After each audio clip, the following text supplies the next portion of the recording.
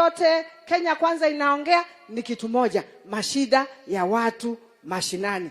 Kwani tukipigana huku sini watu wataumia? Please, I beg you in Jesus name,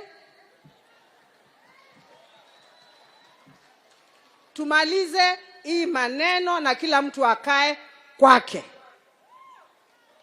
kwa sababu mkianza kuchanganyikana sasa mtaendelea na kutuchafulia Kenya. Hiyo maneno ya kuchanganyikana ndio imetufikisha mahali tumefika. Sisi hatutaki hiyo. Checkmate each other, and if we checkmate each other, this country will go forward.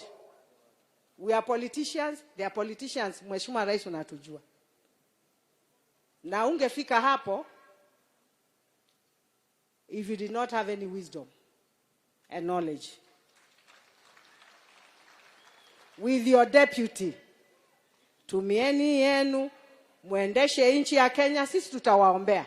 Kazi yetu ni kuwaombea na kuombea nchi yetu ya Kenya. Na nimekuambia vizuri Mheshimiwa Rais, I am going to work in collaboration with the national government because the constitution is very clear.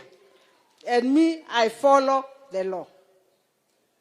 Mimi napenda kufuata sheria, na ukija huku Machakos kuwa na amani. Kuwa na amani ukija Machakos. The work that you're going to do for me here worth billions.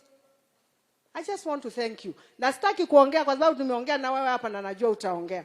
Kwa hivyo ningependa sasa kuchukua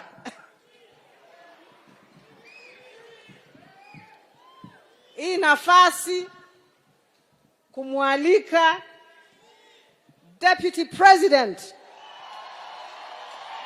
of the Republic of Kenya, Rigiji.